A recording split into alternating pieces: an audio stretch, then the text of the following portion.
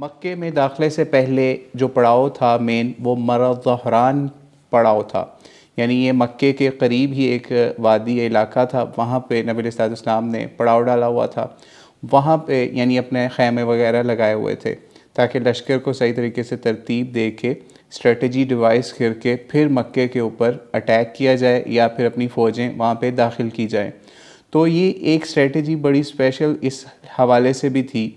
कि मक्के वालों को दूर से डराया भी जाए, धमकाया भी जाए। जैसे हम पिछली एपिसोड में बता चुके कि रात के वक्त आग भी जलाई गई। सब जो भी लश्कर के सिपाही थे या मुसलमान थे, सब के पास एक एक आग थी ताकि दूर से एक मंजर क्रिएट हो, उनके ऊपर रौब डाला जाए कुफार मक्का के ऊपर।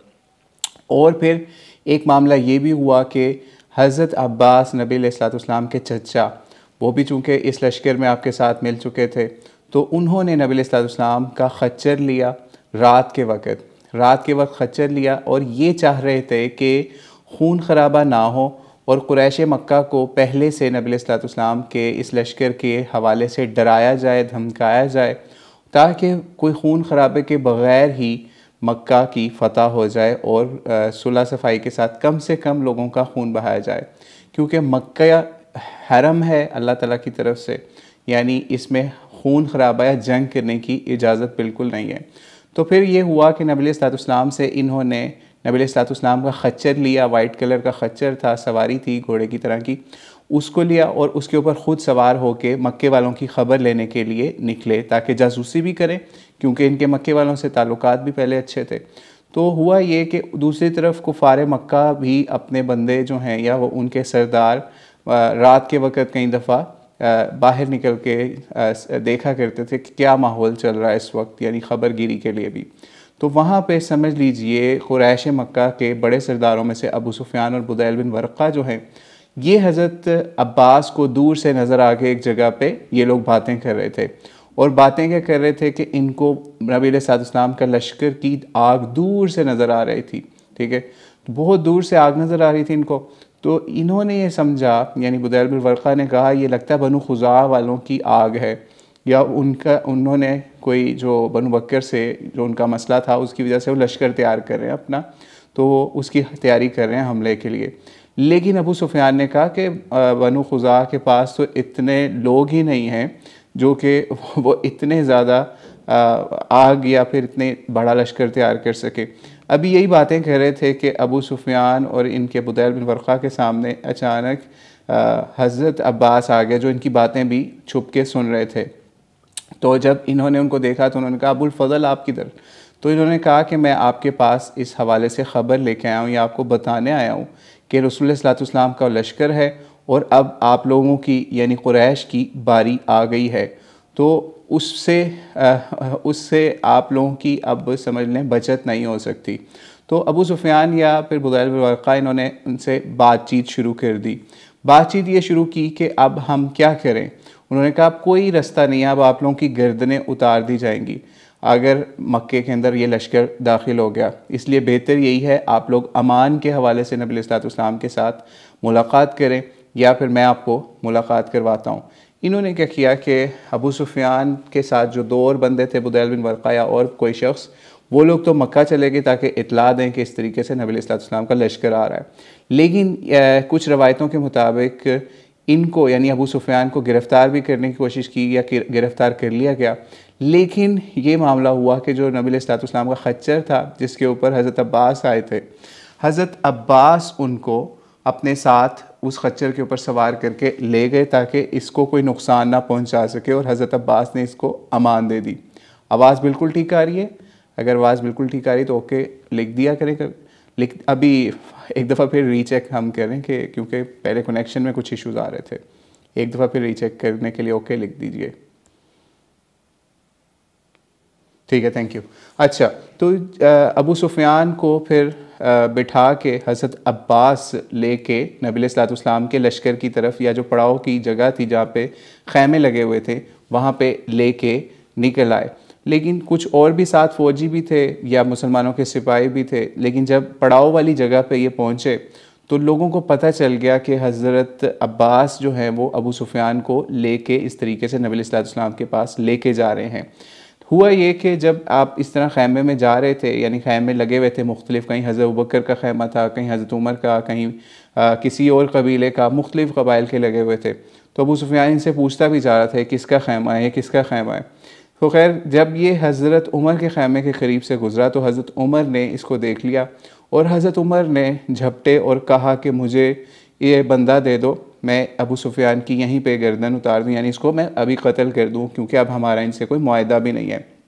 लेकिन हज़रत अब्बास ने इनको बचाया और इनको कहा कि मैंने इसको अमान दी हुई है, मैं नबी इस्लाम के पास को लेके जा रहा हूँ। हज़रत उमर भी इनके पीछे पीछे चले कि ताकि मैं इसको पकड़ूँ, किसी तरीके से इसको मार दूँ, या इसके पीछे जाऊँ, या नबी इस्लाम के पास इसको लेके जा रहे हैं तो मैं वहाँ जाके नबी इस्लाम से इजाज़त लेके इस शख्स को, जिसने इस्लाम को, मुसलमानों को बहुत नुकसान पहुँचाया, बहुत बड़ा दुश्मन था नबी इस्लाम का, इसका काम तमाम कर दिया जाए। जब ये नबी इस्लाम के खैमे तक पहुँचे, और बहुत बड़ा खैमा लगाया हुआ था जहाँ पे मीटिंग्स होती थी नबी इस्लाम की सहाबा के साथ, वहाँ पे इसको लेके नबी इस्लाम के पास हज़रत अब्बास पहुँच गए और नबी इस्लाम को कहा कि ये मैं अबू सुफ़ियान को लेके आऊँ, इससे आपसे मुलाकात करनी है और मैंने इसको अमान दी है। जब इसी दौरान पीछे से हज़रत उमर भी भागते हुए पहुँच गए खैमे के अंदर और नबी इस्लाम से उन्होंने इजाज़त मांगी कि या रसूलुल्लाह सल्लल्लाहु अलैहि वसल्लम, मुझे आप इजाज़त दें ताकि मैं अबू सुफ़ियान की गर्दन काट दूँ या इसको कत्ल कर दूँ। लेकिन नबी इस्लाम इस पर खामोश रहे। दूसरी तरफ हज़रत अब्बास जो कि उनको प्रोटेक्ट कर रहे थे इस हवाले से कि अभी कोई खून वाला मामला ना हो, ये बड़ा सरदार है और इसके ज़रिए से हम इसको इस्लाम की दावत भी दें ताकि मुसलमान हो जाए और हमारे साथ वो मामला ना हो कि हमें जंग की तरफ बड़े लेवल पे जाना पड़े।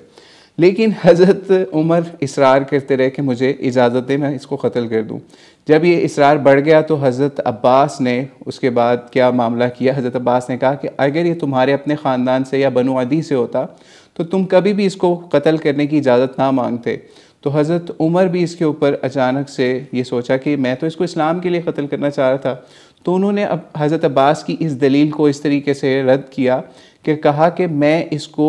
कत्ल जो है इस्लाम के हवाले से करना चाह रहा हूँ, लेकिन उसके ऊपर दलील ये दी कि जिस वक्त आप मुसलमान हुए थे,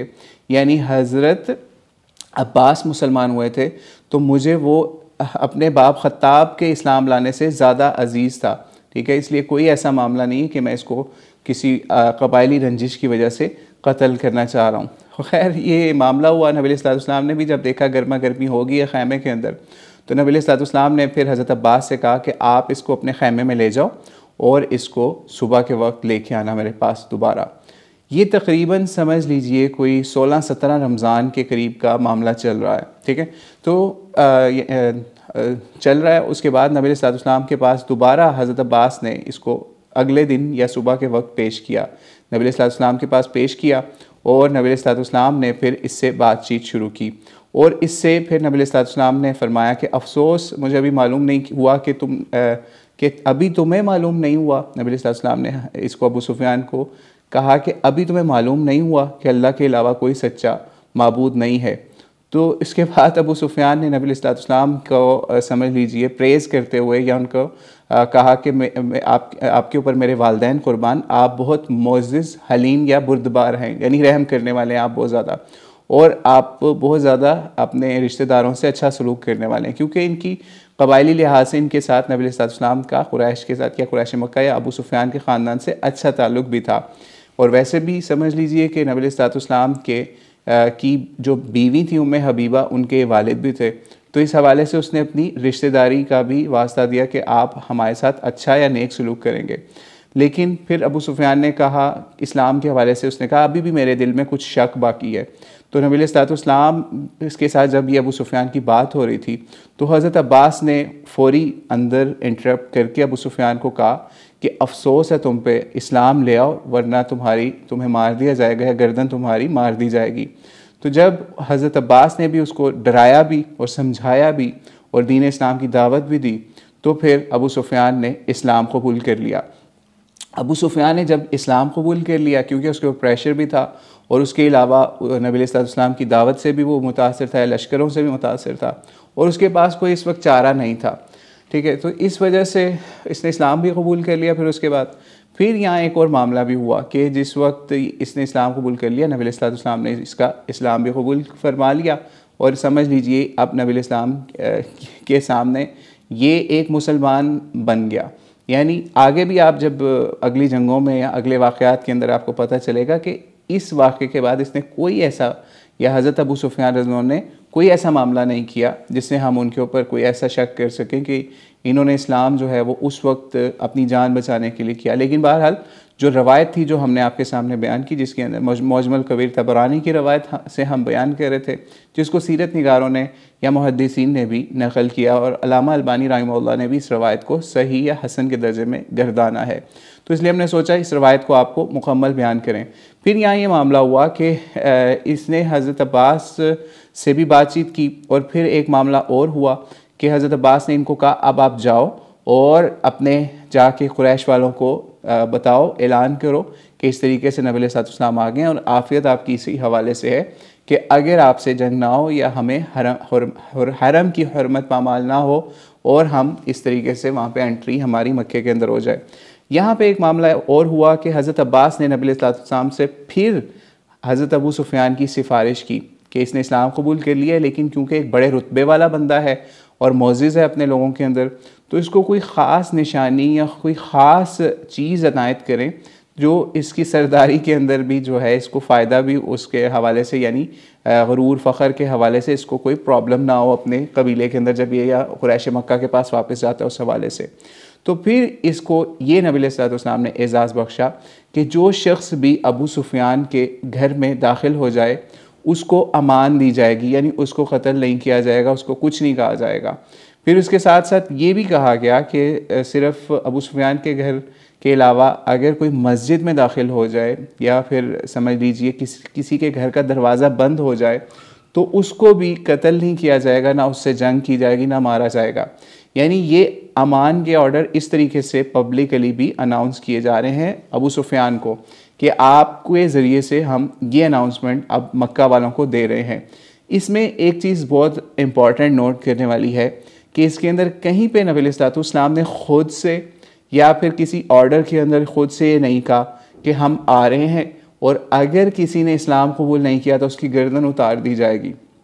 यानी नबी अलैहिस्सलाम ने ख़ुद से ये काम नहीं किया। हज़रत अब्बास ने ज़रूर अबू सुफ़ियान को रज़ियल्लाहु अन्हु को डराया एक मौके के ऊपर, लेकिन नबी अलैहिस्सलाम ने कोई ऐसी अनाउंसमेंट नहीं की कि जो इस्लाम कबूल नहीं करेगा उसको कत्ल कर दिया जाएगा। ठीक है, क्योंकि आप ख़ुद सोचिए इसमें ना तो ये अबू सुफ़ियान के घर में दाखिल होना है या मस्जिद में दाखिल होना है या फिर अपना घर का दरवाज़ा बंद करने में, इसमें कोई ऐसी कंडीशन नबी इस्लाम ने फ़तह मक्का के हवाले से या मक्के के एंट्री के हवाले से ये नहीं लगाई कि वही बंदा बचेगा जिसने इस्लाम कबूल कर लिया। ठीक है, तो इसलिए ये बहुत इंपॉर्टेंट पॉइंट है कि आपने ज़रूर नोट करना है, क्योंकि अक्सर आपको लोग मिलेंगे वो कहेंगे कि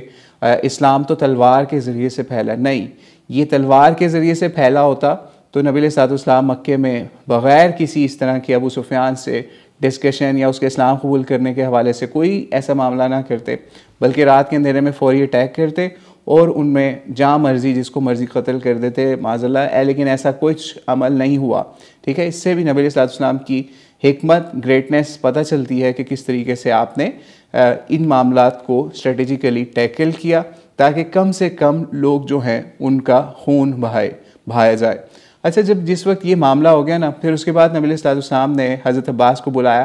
कि अब आप इसको छोड़ाओ, लेकिन आपने एक काम करना है कि हमारे अब लश्कर निकलेंगे तो आपने इसको फ़लाँ जगह पे पहाड़ के इस एरिया में या नशेब व फराज की फ़लाँ घाटी के अंदर इसको खड़ा करना है। वहाँ से हमारा लश्कर जब पास होगा ना तो आपने इसको वो दिखाना है ताकि ये देखे कि अल्लाह ताला के लश्कर कैसे होते हैं या किस शान से अल्लाह के लश्कर निकलते हैं। यानी उसको समझ लीजिए ये दिखाना था, बावर कराना था कि कितने बड़े लश्कर अल्लाह ताला ने तैयार करके मुसलमानों के ज़रिए से भेजे हैं जो अब मक्के में एंट्री करेंगे। और ये वही मुसलमान हैं जिनको आपने समझ लीजिए हम सुलह हुदैबिया के मौके पे भी आपने देखा कि किस तरीके से मुसलमान आए उम्रा करने के लिए, लेकिन उनको मक्के में एंट्री से रोका। लेकिन अब अल्लाह ताला ने ऐसा रास्ता खोला कि अब मक्के वालों के पास कोई ऑप्शन नहीं है कि वो नबी अलैहिस्सलाम को वहाँ पे एंटर होने दें या एंटर होने से रोकें। फिर हज़रत अब्बास उनको लेके एक जगह पे खड़े हो गए। हज़रत अब्बास जब एक जगह पे लेके खड़े हो गए इनको, तो वहाँ से लश्कर गुज़रते जाते थे तो वो उनका मुआयना करते जाते थे। अच्छा, यहाँ पे एक और चीज़, लश्कर जो तरतीब दिया गया मक्के में एंट्री के लिए, वो नबी अलैहिस्सलाम ने समझ लीजिए तकरीबन 3 से 4 कमांडर्स मुकर्रर किए, यानी लश्कर को 4 हिस्सों में तकसीम करके और 4 कमांडर 3 to 4 कमांडर्स जो हैं वो वहाँ पे मुनक़्क़िद किए या फिर अपॉइंट किए। एक थे साद बिन उबादा जो कि अंसार के बड़े सरदारों में से थे। साद बिन उबादा को मुकर्रर किया, फिर इसी तरीके से अबू उबैदा बिन जर्राह को मुकर्रर किया और ज़ुबैर बिन अव्वाम को मुकर्रर किया और खालिद इब्न वलीद को मुकर्रर किया। ठीक है, और कुछ रवायतों के मुताबिक या कुछ लोगों के मुताबिक हज़रत अली को भी कुछ कमांड के अंदर कुछ लश्कर दिया गया। लेकिन बहरहाल जिस वक्त ये चारों को या तीनों को कमांड दी गई और तकसीम करके बताया गया कि आपने फ़लाँ मुकाम से एंट्री करनी है, आपने उस मकाम से किदा के मकाम से एंट्री करनी है, जब ये नबी सल्लल्लाहु अलैहि वसल्लम ने उनको अपॉइंट कर दिया और इधर से मुसलमानों के लश्कर निकल रहे हैं और अबू सुफियान को एक जगह पे खड़ा कर किया हुआ है ताकि वहाँ से मुसलमानों की शान, अल्लाह के लश्करों की शान देखे। एक लश्कर गुजरता है तो अबू सुफियान पूछता है किसका लश्कर है, तो हज़रत अब्बास बताते हैं फ़लाँ कबीले का लश्कर है। फिर दूसरा लश्कर निकलता है, बताते हैं फ़लाँ कबीले का लश्कर है। तो अबू सुफियान कहता है मेरा इनसे क्या वास्ता, यानी क्योंकि अंसार या फिर समझ लीजिए जो अंसार के अलावा जो कबाइल थे उनसे अबू सुफियान को क्या लेना देना, क्योंकि वो तो उस तरीके से जंगों में नहीं आए थे। क्योंकि यहाँ पे मक्के के ऊपर जो लश्कर आ रहा है ये बहुत बड़ा लश्कर, तकरीबन 10 से 12 हज़ार का लश्कर है। ठीक है, अक्सर रवायात के मुताबिक 10,000 और कुछ के मुताबिक 12,000 तक भी ये तादाद पहुँच गई थी। खैर, उसके बाद क्या हुआ कि जगह जगह से जब निकल रहे, अबू सुफियान पूछता जा रहा है किसका लश्कर है, किसका लश्कर है, तो बताते जा रहे हैं फ़लाँ कबीले का लश्कर है, फ़लाँ कबीले का लश्कर है, क्योंकि झंडे भी थे उनके, सारा कुछ। फिर एक लश्कर ऐसा आया कि उसके अंदर जो नबी अलैहिस्सलाम थे और नबी अलैहिस्सलाम के अलावा मुहाजिर और अंसार थे और उन्होंने ज़िरें पहनी हुई थी और बहुत ज़बरदस्त उस वक्त के कमांडोज़ वाला समझ लीजिए ड्रेस पहना हुआ था, उनकी सिर्फ आंखें नज़र आ रही थी। अबू सुफियान एकदम से चौंक गया कि ये बहुत बड़ा लश्कर, ये बहुत बड़ा पार्ट, ये कौन लोग हैं, इनको तो कोई शिकस्त नहीं दे सकता। यानी इस तरीके से बॉडी आर्मर के अंदर या ज़ीरों के अंदर पूरा लश्कर, वो लश्कर का पार्ट जो है स्पेशल नबी अलैहिस्सलाम की कमांड के अंदर या नबी अलैहिस्सलाम के पीछे वो लोग थे। तो वो हज़रत अब्बास ने बताया कि ये नबी अलैहिस्सलाम है और ये इनके साथ मुहाजिरीन और अंसार का लश्कर है। अबू सुफियान ने देख के उसके ऊपर भी कहा कि अब इनको कोई शिकस्त नहीं दे सकता। तो ये नबी अलैहिस्सलाम की हिकमत थी कि अबू सुफियान को सही तरीके से उसके दिल में ये चीज़ रासिख कर दी जाए कि मुसलमानों की क्या शान है और वो किस शान से काबे में या बैतुल्लाह में या मस्जिदुल हराम के अंदर या मक्का के अंदर दाखिल होंगे और किस तरीके से अमन के साथ। जब ये मामला भी हो गया तो इस लश्कर में एक और मामला ये पेश आया। अक्सर हिस्टोरियंस लिखते हैं कि साद बिन उबादा ने भी एक लश्कर की कमांड पकड़ी हुई थी, यानी नबी अलैहिस्सलाम ने उनको भी कमांडर बनाया हुआ था।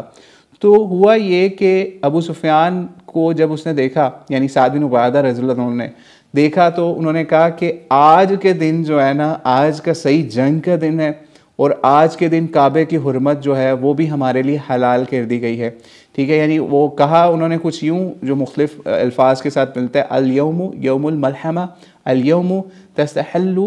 हुरमा या तस्तहल्लु क़अबा, इस तरह के अल्फाज मिलते हैं। यानी मतलब इसका तर्जुमा ये था कि आज का दिन जंग या कुश्त खून का दिन है और आज काबे की हुर्मत जो है वो हलाल समझी जाएगी। जब ये मामला हुआ और नबी अलैहिस्सलाम को फिर अबू सुफियान ने किसी तरीके से ये पैगाम भेजा कि इस तरीके से ये तो इस तरह कह रहे हैं कि आज तो कत्लो खून और कत्लो गारत का दिन होगा और काबे की हुर्मत पामाल होगी। तो नबी अलैहिस्सलाम ने फिर हिस्टोरियंस या सीरत निगारों के मुताबिक हज़रत साद बिन उबादा से कमांड लेके लश्कर की, जो पार्ट का लश्कर उनके हाथ में था, उसकी कमांड लेके या तो वो हज़रत इनके ही बेटे थे कैस बिन साद बिन उबादा, उनको इसकी कमांड दे दी